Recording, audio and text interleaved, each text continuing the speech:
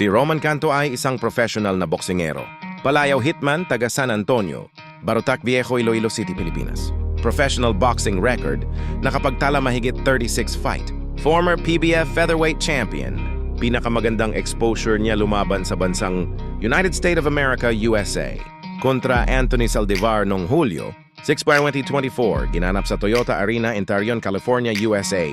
Lumaban din sa bansang Japan kontra Shuya Masaki noong Nobyembre 2, 2019. Ginanap sa Korakuen Hall, Tokyo.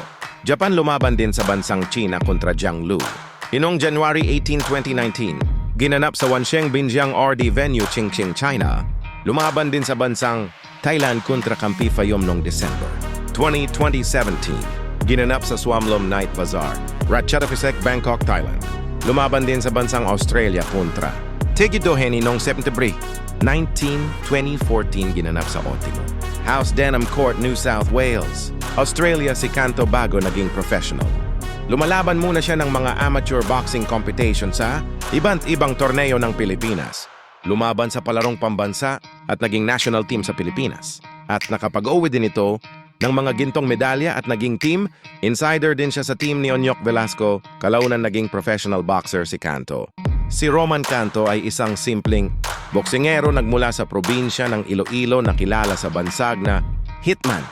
Ipinanganak siya sa Barotac Viejo, Iloilo at nagsanay siya sa ilalim ng dating Olympic silver medalist na si Mansueto Velasco o mas kilala bilang Onyok Velasco. Nagsimula si Roman sa professional boxing noong 2011 at mabilis na nakilala dahil sa kanyang tapang at agresibong estilo sa ring.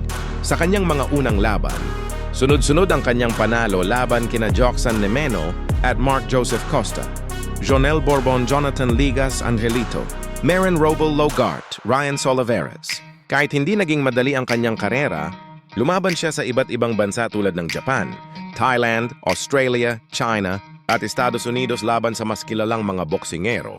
Ilan sa kanyang mga nakalaban ay sina TJ Doheny.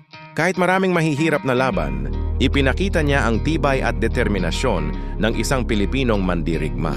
Isa sa mga magagandang tagumpay ni Roman ay ang kanyang mga panalo laban kay Jomar Bourbon noong 2016, 2018 at 2022 sa pamamagitan ng technical knockout.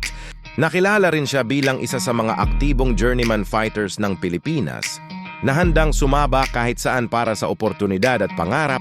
Hindi siya sumuko sa boxing.